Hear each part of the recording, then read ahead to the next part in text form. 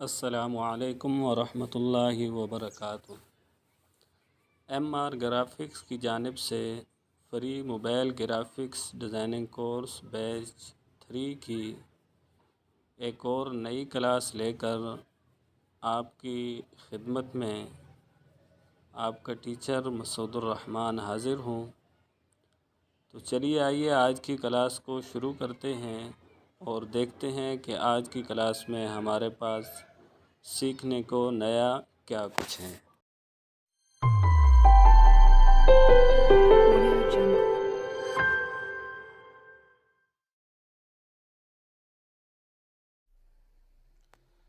Free mobile graphics designing course batch 3 की आज की हमारी 16वीं क्लास है और पिक्सल लैब का जो बेसिक कोर्स था उसकी हमारी आज की ये आखिरी क्लास है।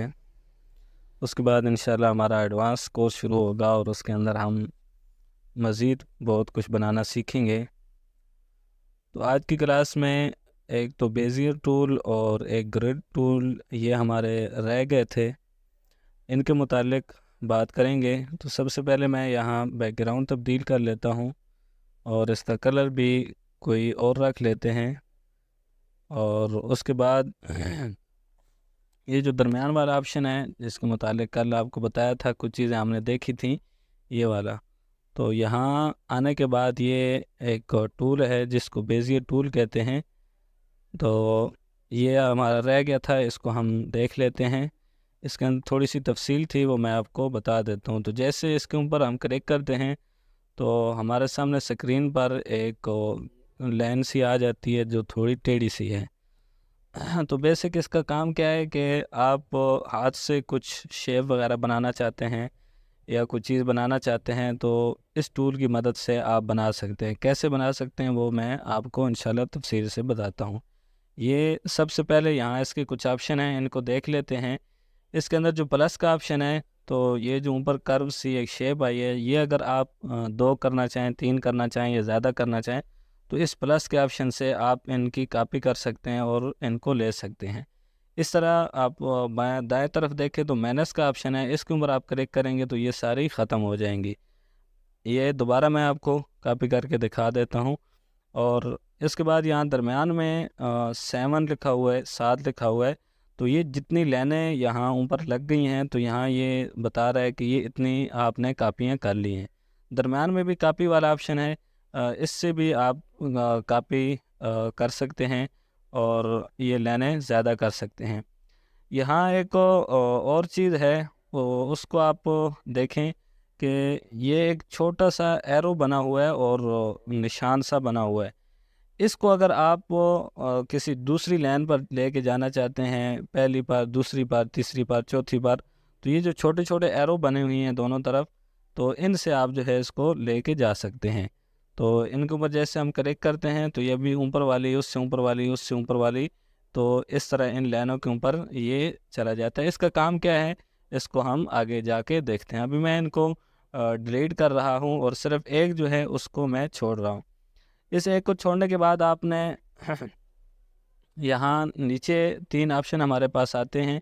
ये जो पहले वाला ऑप्शन है इसको आपने छोड़ देना है जिसके ऊपर प्लस का निशान बना हुआ है, और उसके बाद आगे वाला ऑप्शन है इसके ऊपर हमने क्लिक करना है। जैसे हमने क्लिक किया इसके ऊपर तो अभी आप देखें तो यहाँ एक को जो है वो और लाइन जो है वो शो हो गई है। और ये क्या है या इसका क्या मकसद है, इसको हैंडल कहते हैं।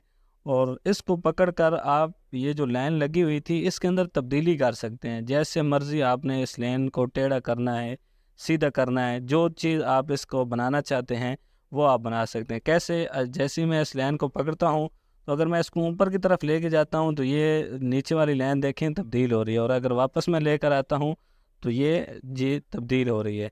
तो अगर इस तरह की आप जो है वो शेप बनाना चाहते हैं, जैसे अभी ये बन चुकी है, तो आप जो है वो बना सकते हैं। इसको नीचे की तरफ ले आते हैं तो इस तरीके की आपको शेप बनाना चाहते हैं बना सकते हैं। अगर बिल्कुल आप सीधी शेप रखना चाहते हैं, लाइन बनाना चाहते हैं, तो पहले इसको हम बिल्कुल ज़ीरो पे वापस ले जाना है, फिर इस तरफ वाले पे क्लिक करना है और इसको भी आपने वापस ले जाना है। तो अभी ये देखें एक बिल्कुल सीधी लाइन बन गई है। अच्छा, इसके बाद इसके साथ वाला ये जो 4 एरो से तीर से बने हुए हैं, इनके ऊपर आपने क्लिक करना है। ये किस काम के लिए हैं? तो ये है कि ये जो लाइन आपने बनाई थी इसको आपने कहीं लेकर जाना है, तो उस वक़्त आप ये जो एरो से बनी इनके ऊपर आप क्लिक करेंगे, तब आप इसको इधर-उधर लेके जा सकते हैं, वैसे आप नहीं लेके जा सकते। उसके बाद नीचे आएँ तो यहाँ पर कुछ ऑप्शन हैं। ये वाला सबसे पहले ऑप्शन है, इसके ऊपर अगर आप क्लिक करेंगे तो ये लाइन जो है आपकी ख़त्म हो जाएगी, कट जाएगी। जैसे अभी देखें ख़त्म हो गई है। दोबारा मैं वापस जाता हूँ और फिर बेज़ियर टूल को ओपन करता हूँ, तब भी वो दोबारा आएगी। तो इसको आपने नहीं छेड़ना, इसको छोड़ देना है। उसके बाद यहाँ पर एक और ऑप्शन है ये वाला, जो एक को छोड़कर दूसरे वाला ऑप्शन है। तो इससे ये है कि आप अगर इसके ऊपर क्लिक करते हैं तो एक और जो है वो गोल सी लाइन आ जाती है और ये 2 लाइनें बन जाती हैं और ये दोनों इकट्ठी हो जाती हैं। तो इस तरीके से भी आप इस्तेमाल कर सकते हैं। कैसे कर सकते हैं मैं आपको बताता हूँ। आगे ये 2 छोटे-छोटे एरो से बनी हुई हैं, इससे आप इसका साइज़ कम कर सकते हैं। और आखिरी जो ऑप्शन है यहाँ नीचे रोटेट का ऑप्शन है कि अगर आप इसको रोटेट करना चाहें, घुमाना चाहें तो आप इसको घुमा सकते हैं। तो ये कुछ इसकी सेटिंग थी जो मैंने आपको बता दी है। और उसके बाद अब हम क्या करते हैं कि ये जो एक हमारे पास यहाँ निशान रह गया, ये वाला जो प्लस वाला, इसके बारे में मैंने आपको नहीं बताया। इसके ऊपर आपने क्लिक करना है, तो ये जो एरो से बने हुए हैं, यहाँ पर आप देखें ये वाले एरो, ये छोटे-छोटे एरो बने हुए हैं, तो ये आप मज़ीद लगा सकते हैं। अब हम 1-2 और लगा लेते हैं। ये देखें अब ये 4 हो गए। अब जितने मर्ज़ी आप एरो लगाना चाहें, ये निशान से आप लगाकर और अपनी मर्ज़ी से आप कोई भी शेप बनाना चाहें, कोई चीज़ बनाना चाहें, तो बना सकते हैं। अभी देखें जिसके ऊपर ये छोटा-सा निशान है, हैंडल जो है, तो इसको मैं पकड़ता हूँ और ऊपर ले जाता हूँ और फिर नीचे वाले के ऊपर क्लिक करके इसको नीचे ले आता हूँ और ये जो दरमियान में है, इसके ऊपर क्लिक करके मैं इसको यहाँ साइड पे ले जाता हूँ और इसको भी पकड़ के मैं यहाँ ले आता हूँ।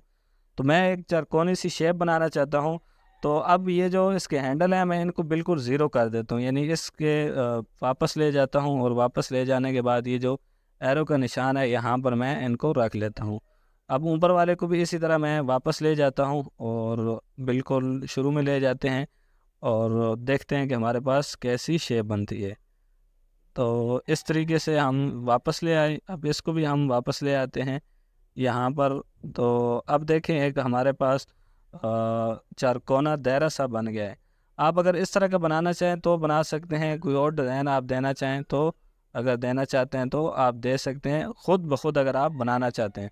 इसके ऊपर क्लिक करके आप जो है वो ये जो एरो है इसको पकड़ के, या मैं थोड़ा जूम कर लेता हूँ, पकड़ने नहीं हो रहा, तो इसको आप पकड़ के अगर आप तब्दील करना चाहते हैं, ठीक है, इसके अंदर तब्दीली करना चाहते हैं तो आप कर सकते हैं। जैसे कि ये देखें यहाँ पर इस तरीके से, या इसके ऊपर इस निशान के ऊपर क्लिक करके इनमें से, तो यहाँ पर ये थोड़ी सी आपको मेहनत करनी पड़ेगी इसके ऊपर। तो इस तरीके से आप शेप बनाना चाहते हैं तो अब यहाँ पर ये शेप भी आप इस तरीके से बना सकते हैं। अब आगे बात आती है कि ये नीचे ओपेसिटी का ऑप्शन है। यहाँ पर आप देखें तो ये जो फिल लाइनें हमने लगाई हैं, इनके जो अंदर का हिस्सा है, इसके अंदर आप अगर कोई कलर करना चाहते हैं तो सबसे पहले इसको आप ओपेसिटी को आप फुल करेंगे और उसके बाद आप इसके अंदर ये कलर कर दें। तो अभी देखिए कितनी खूबसूरत सी एक शेप जो है वो बन गई है। तो आप भी इस तरीके से इसका इस्तेमाल कर सकते हैं और शेप जो है वो बना सकते हैं और मुख्तलिफ चीज़ें बना सकते हैं। उसके बाद यहाँ नीचे स्ट्रोक का ऑप्शन है कि इसकी जो आउटलाइन है, ये जो ब्लैक थी, इसको आप जो है वो कैसा रखना चाहते हैं, छोटा बड़ा अगर करना चाहते हैं तो ये आप कर सकते हैं। नीचे इसका कलर है वो आप तब्दील कर सकते हैं, जैसा आपकी मर्ज़ी है, आप कलर रखना चाहें तो आप वो रख सकते हैं। और उसके बाद यहाँ अभी ये जो 3 ऑप्शन हैं ये वाले, तो ये जो स्ट्रोक है, आउटलाइन है, इसके मुतालिक हैं। आप यहाँ इसके कोने देखें तो यहाँ भी ये गोल गोल हैं, ठीक है। अगर आप इसके कोने तब्दील करना चाहते हैं तो इसके ऊपर आप क्लिक करेंगे तो उसके कोने जो है वो तब्दील हो जाएंगे, आप गौर करें तो तब्दील हो जाते हैं। तो ये अब हम उस टूल से बाहर निकल आए हैं तो एक शेप हमारे पास ये वो यहाँ पर बनकर आ गई है। तो ये तकरीबन बेजियर टूल के जो ऑप्शन थे, जो चीज़ें थी, मैंने आपको बता दी हैं। आप इसकी प्रैक्टिस करें, एक अच्छा टूल है, कभी कभी काम जो है वो बड़ा ज़बरदस्त आ सकता है। और इससे आप मुख्तलिफ़ किस्म की शेप जो है वो चीज़ें बनाकर उनको अपने काम के अंदर इस्तेमाल कर सकते हैं। तो उसके बाद हम इसको जो है वो ख़त्म कर रहे हैं। और यहाँ ऊपर की तरफ आप देखें तो यहाँ एक टूल है, इसको ग्रिड टूल कहते हैं। ये बड़ा ज़बरदस्त एक टूल है और ये किस काम आता है, इसका मकसद क्या है? तो ग्राफिक डिज़ाइनिंग के अंदर एक चीज़ होती है, उसको अलाइनमेंट कहा जाता है। कि अलाइनमेंट का मतलब ये होता है कि हर चीज़ परफेक्ट और ख़ूबसूरत किस जगह लगती है। वो तभी लगती है कि हर चीज़ का साइज़ बराबर हो और वो अच्छे तरीके से सेट हो। आपने अगर 3-4 लाइनों में मुख्तलिफ़ चीज़ें लिखी हैं तो वो बिल्कुल बराबर हों। आपने शेप लगाई हैं, वो सारी की सारी शेप बिल्कुल बराबर हों, ऊपर नीचे ना हों, इधर उधर ना हों। तो वो आपने करनी है, तो वो आप कैसे करेंगे? तो वो ये जो ग्रिड टूल है, इससे आप करेक्ट करेंगे। इसके ऊपर जैसे ही आप करेक्ट करते हैं तो यहाँ आपके पास स्क्रीन पर मुख्तलिफ़ किस्म की लाइनें जो हैं वो शो हो जाती हैं। ये आप स्क्रीन पर देख रहे होंगे, मैंने इसका कलर तब्दील कर दिया है। तो अब मैं आपको इसकी सेटिंग में जाने से पहले मैं आपको यहाँ कुछ लिख कर बता देता हूँ, फिर उसके बाद हम आगे चलते हैं। तो यहाँ मैं लिख लेता हूँ मसूदुर रहमान। अब ये मैंने लिख लिया है और मैं इसकी 2-3 कापियाँ कर लेता हूँ और फिर एक और कापी कर लेते हैं। अब मैं चाहता हूँ कि ये बिल्कुल दरमियान में आए और सारे ये तीनों जिस जगह पर भी ये नाम मिसाल के तौर पर ये मैंने रखा हुआ है, तो हमें कैसे पता चलेगा कि ये बिल्कुल सीधे एक लाइन में है? तो उसके लिए आपने क्या करना है, ग्रेड टूल को ऑन करना है और इसको ऑन करने के बाद ये जो यहाँ यू सा बना हुआ है, इसके ऊपर आपने क्लिक कर देना है। क्लिक करने के बाद जहाँ पर आपने इसको सेट करना है, मिसाल के तौर पर यहाँ ये इसका दरमियान है, इसके ऊपर इसको लेकर आना है आपने। तो आप देखेंगे कि जो दरमियान वाली लाइन थी वो उसके साथ एक और लाइन सुर्ख से शो हो गई है। ये आपको बता रही है कि यह बिल्कुल आपका दरमियान में है।